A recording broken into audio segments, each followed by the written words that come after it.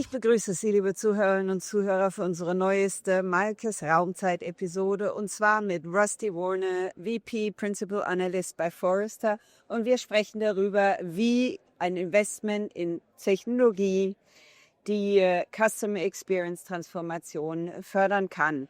Rusty ist englischsprachig und daher werden wir diesen Podcast jetzt auch weiter auf Englisch führen. Hello, Rusty. Pleasure to have you here on the podcast.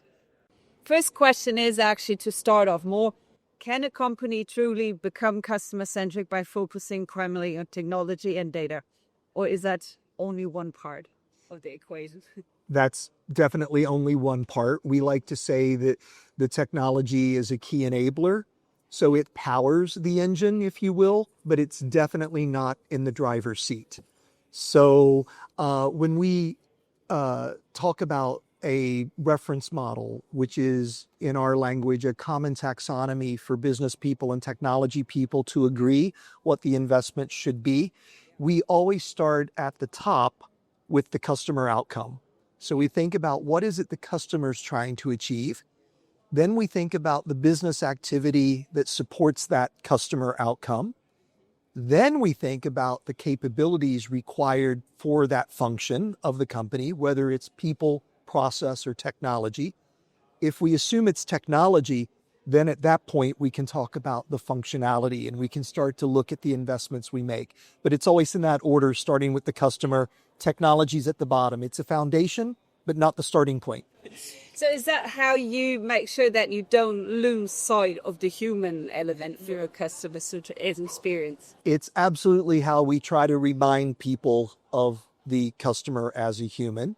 Doesn't always work because, of course, people get excited about shiny objects. People like to say, oh, I need a marketing automation tool, or more recently, I need some AI. And they get distracted by the technology, or they have a problem they're trying to solve that relies on something new that they add to the tech ecosystem, but they've forgotten the human at the top. So when we look at our reference model for technology, even though it is a tech-focused framework, we always start with the customer, and we start with personas and the different outcomes those personas might be pursuing. We look at their journey from the outside in, and then we look at the customer life cycle and the workflows from the brand side to see how it intersects with the customer journey. Matching the brand experience and the brand actually needs expectations with the customer expectations and needs. They have the brand and the customer experience have to match up. Now, it's hard to fully show that. So if you were in the keynote, you saw we have the elements of a brand experience and the elements of a customer experience. And then to simplify it a little bit, we talked about brand experience being more about winning customers, acquisition, and we talk more about customer experience as serving them. In reality, it's more complex than that because obviously the brand is part of all of that, and the customer experience is part of all of that. You can't separate and say one is responsible for acquisition and then the other is responsible for retention or CRM. Both have a role to play across the entire life cycle. Absolutely, yeah. In your experience, what's the biggest, let's say, challenges or obstacles for companies actually facing when trying to align the technology investment across all those layers and all those departments? Twofold.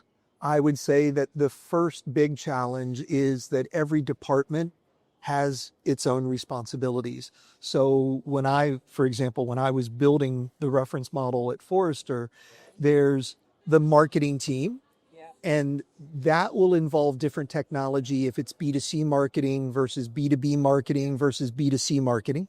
Then there's usually a digital team responsible for the website and the mobile app and the commerce. Then there's a CX team, which is separate, that's probably going to look at customer feedback and customer journey orchestration.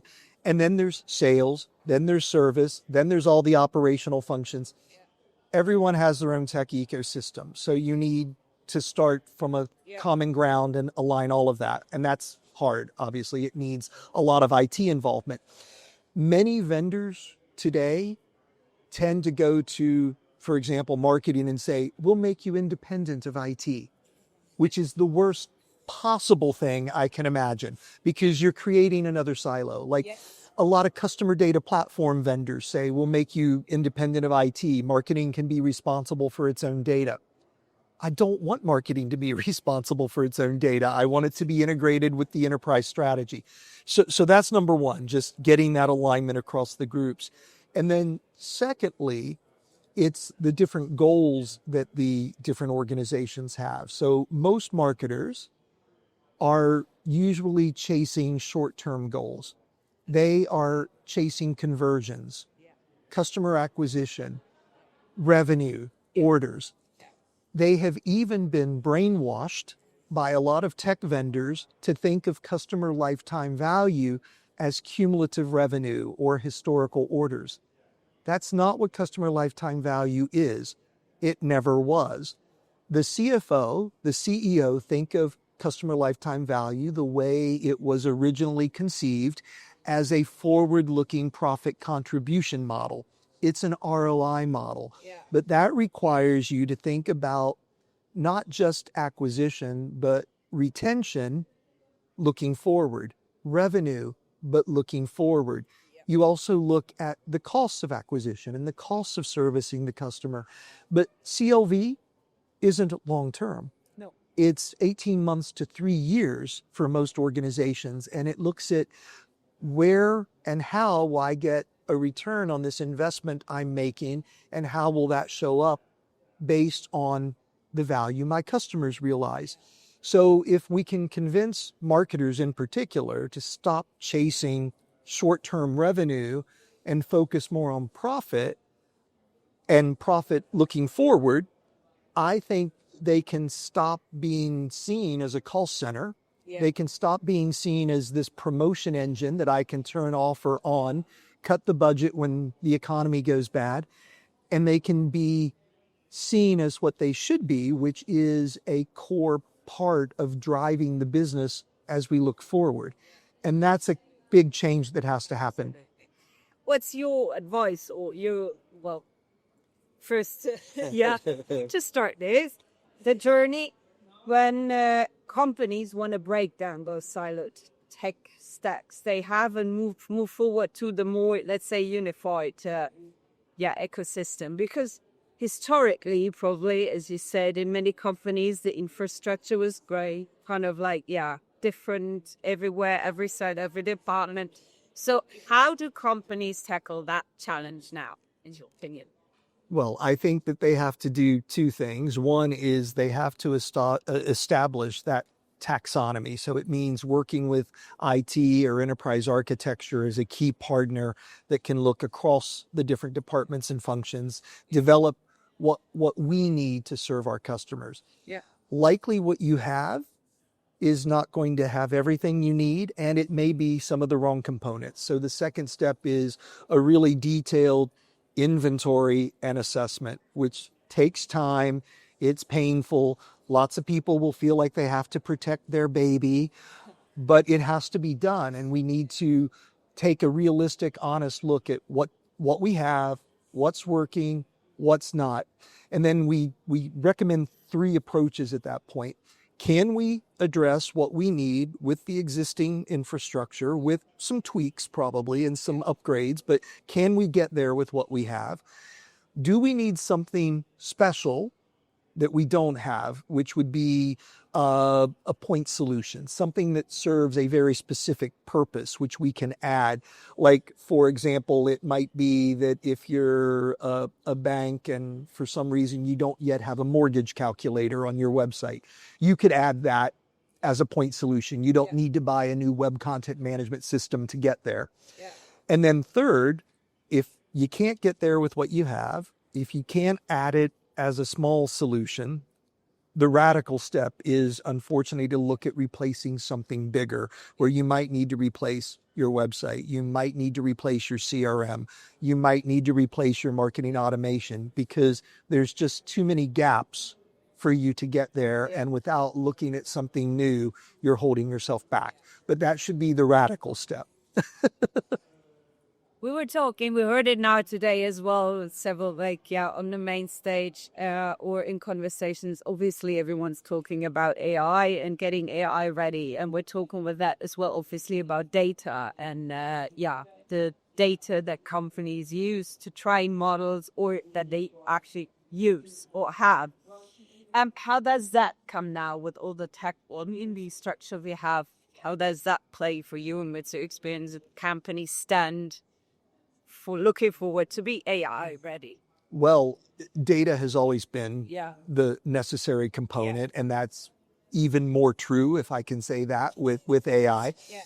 I think, unfortunately, for AI to be successful, a lot of organizations need to collect different data than what they have. I think companies have focused a lot on knowing your customer, and they want all these details about the customer, which are hard to get. Yeah. They are subject to privacy legislation. They are subject to the consumer pushing back, etc. They also probably don't help in a lot of cases. And I think what's more important is understanding what the customer wants from my brand. I don't need to know every detail about Rusty Warner in order to understand why he shops with me. And that's more important. But if you can start to capture some of that information, which we would consider zero party, so first party data is what you observe about my behavior. So if first party is what you observe, zero party is what you ask me and I willingly provide. A good example, I injured my foot recently and I couldn't wear my shoes. And I needed to buy some extra wide shoes, a size bigger than I normally wear, right? So I bought these shoes. And of course, I started getting marketing, not only from that brand, but from a lot of brands about selling me shoes in that size. Hopefully, as my foot gets better, I never need those shoes again. But nobody asked, why would you buy this shoe? And I bought them on a marketplace. So you'd have thought the marketplace knows I've bought shoes before and I haven't bought them in this size. They're either for someone else or there's a reason why I've bought the shoes. But if someone had asked, I would have provided that information. I have an injury. This isn't my normal size. And then we could understand that I'm not going to be a repeat shopper. You don't need to know me, but you need to understand my need. And that's the kind of data that AI models will need if there's going to be an AI-enabled conversational interface. Now, if you get it right, that kind of AI interface can help capture some of that zero-party data. But if you're trying to use it to broadcast to me and you're thinking of it as just another marketing channel, you'll fail. It really needs to be interactive. It needs to capture information I'm willing to share, and then it has to store that the way organizations have historically stored first-party data in order for the AI model to get better at addressing my need. Yeah. So the understanding the need is actually as well the way to ensure that a tech investment, let's say now in AI or the data, is really mapped to what the customer wants and needs, to the real use case, and then to the efficiency goal. I mean, is it in that direction? Absolutely. And what it brings to home very quickly is that need for alignment that we talked about a minute ago. For example, I've seen vendors who offer what they consider a brand concierge functionality where, the most common example is usually in the hospitality industry. So I've booked a hotel room. I have your loyalty card. So after I've booked the room, if I log in, the brand concierge will say, would you like to book dinner at our restaurant? Would you like to go to the spa? Would you like us to arrange a walking tour of the old town while you're staying at our beautiful hotel? That can't just be a marketing offer. Because if I'm connecting to that in a conversation, I would want to make the booking. So I have to be connected to the reservation system, the payment system. You need to know Does the restaurant have availability? You need to know if I'm a vegan and it's a steakhouse that this might not be the best match. If you're going to ask me to book into the spa, am I going for, a facial or a massage or a workout? These are very different options. If you're going to let me book a walking tour of the Old Town, the hotel probably doesn't offer that. So I have to communicate with an external firm. Yeah. But because I allowed you to make that connection on my website, you had better be prepared to follow through. You better tell me, where do I meet the bus? What time? What should I bring? Do I need my passport? Do I need cash for tips for people that we're going to see? Do I need sun cream or an umbrella? All of these things would be part of the experience. And you can't get there if you are just broadcasting marketing offers. It has to be interactive and it has to be connected to the delivery. Yeah. Am I hearing that actually we're moving toward a tech ecosystem with AI then at the end of the day, which is not just limited anymore to the company tech stacks, but we're moving on actually because due to the customer needs, exactly, might not be with me, my reservation might be the tour that I offered in the city. So it's more ecosystem actually that we're thinking in the future. I think you're absolutely right. The ecosystem and the tech ecosystem underneath it is not just within the brand walls anymore. It's external, it's partners. Two things I would add to that. With the agentic AI approach, we are seeing the emergence of various agents and agent frameworks. And I think we will see agents that exist in different brand ecosystems that have to converse with one another and be prepared, whether it's a reservation system, a billing system, a payment system, loyalty systems where I'm using my airline miles to pay for a hotel. All of those agents need to connect behind the scenes. And then perhaps more importantly, I know you've spoken with Maxie Schmidt, my colleague, who I love everything she says. You can edit that out, but No, it stays in. but Maxie talks about customer value realization, the concept that I can't deliver value to you. I can deliver a product or a service, and you will realize value or not on your terms, whether it's economic value, functional value, symbolic value, or experiential value. Well, that is going to take a network of partners to deliver in the future, right? It won't just be my airline, it'll be my hotel, it'll be my taxi, it'll be the walking tour of the old city, it'll be the spa, the restaurants, all of that together will become part of my value network. So if you're a brand, I think you have to think beyond the tech ecosystem to the value realization network of your customer and how you're only a small part of that, whether you like that or not. Within that, all we're talking about the technology side, but on the other side, we have all the employees. How do you bring them on the journey? How do you enable them to kind of employee tech working together in order to deliver the fun? Great customer experience. I'm glad you asked the question about the employee experience because I think everyone needs to do more to connect the employee experience with customer experience and brand experience. I think that's what's next in Forrester's frameworks, actually, because the human assisted channels, the human facing channels are a big part of almost every brand's experience and the customer experience that their customers enjoy. So it has to be part of it. There's a tech ecosystem that supports that, and it needs to be interconnected. As we think about these AI agents, I think a lot of people think about how the agent replaces the human because now AI can do the job. I would prefer to think about how AI can support the humans in the loop with doing a better, more effective job where we don't lose things between the cracks because the AI is there to catch them, or we can scale better because the AI can do more than just a human alone, but we shouldn't think about it as cutting the human out of the loop. And a lot has to happen at the tech level to make sure that comes together.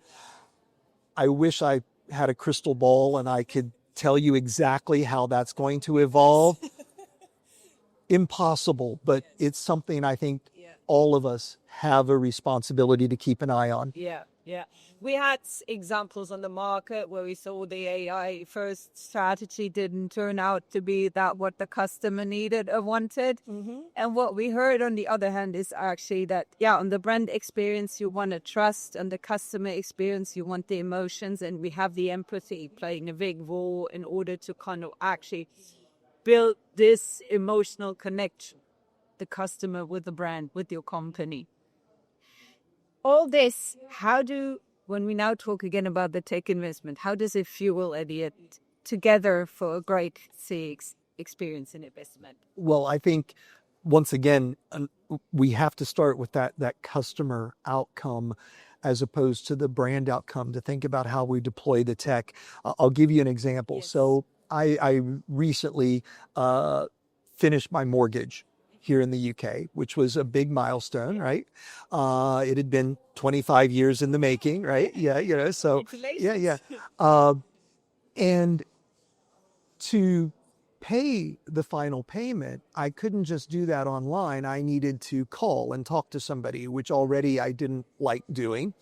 But then when I called and talked to the person, they couldn't tell me what the final payment should be, because it will change on the first of the month when my new payment is due. So I had to wait till the first of the month and call again and get a number. And then I was told that there was no way to stop my regular payment on the first of the month. So my final payment would be too big, but don't worry, in 2 months I would get the money back. So I made the payment, but then, of course, separately, I got a letter in the post saying that my mortgage package has ended and I need to sign up for a new one, or I'll be paying a higher interest rate. And I was confused because I thought I had paid the mortgage. And of course, I hoped this letter had been triggered before I paid the mortgage, right? Because the post takes some time. But I wasn't sure. So now I log into the account, and sure enough, the mortgage has been paid, but it's as though the mortgage never existed. The whole history has been wiped out of the account because as far as the bank's concerned, we're done, unfinished. Then a few days later, I got my final letter. And what the letter said is, your mortgage account is now closed. We have processed your final payment. You will get any excess money back within 6 weeks. Okay. By the way, make sure that your insurance which is tied to this mortgage, is still current. There was no thank you for 25 years. There was no congratulations. You've achieved an important milestone in a human life. There was no, by the way, what are your plans now? Can we help you look at a second home or a vacation home? Or I'm old enough to be thinking about retirement. Would you like to leverage your home in some way toward a retirement plan? Nothing. It's as though 25 years never existed. Emotionally, pretty bad experience. From a transactional perspective, everything, I had to make a phone call, but it worked. But emotionally, and the technology was there to let them do better, but it just wasn't built into the way they think about it. They think about a mortgage as a transaction from the banking side, not from the customer side. Sorry, long example. No, it's a great example actually. So, a great example for how actually you can automate processes. Everything is there, technology, but the outcome and what triggers the emotional, not emotional experience from the customer is two different things. And by the way, I've spoken to the bank about that, not the customer services people, but the technology people, the people responsible for personalization. And they actually thought that they were delivering a personalized experience to me because I got individual treatment as a mortgage customer. So the perception of within the bank and the customer, there's a big gap as well then. Brand experience, customer experience, not on the same page. So they were back at the big gap between exactly the brand experience and the customer experience. Absolutely. So what's for you actually now is the tip when you say for the technology leaders within the company or the customer experience leaders, how do they kind of go on that journey now together? Tech investment to fuel CX transformation. What's your advice there? Well, it sounds like a cliche, but even though all of them are on a separate path, they're obviously supposed to be heading in the same direction where the customer gets a good outcome. So I think if you use that as the governing principle, it is possible to then populate all the way down to the technology level, the components that you need in order to do that. It's hard. It's a lot of work. It takes time. It probably means that a lot of things you already have are no longer appropriate, and we need to build a roadmap for the future. So it will take time, but I think it is 1, 2, 3, that kind of methodical approach that is what gets them there. Yes. Thank you very much, Rusty, for the great interview, for sharing your insight, your experience and expertise with us. And thank you very much. You're very welcome. Thank you.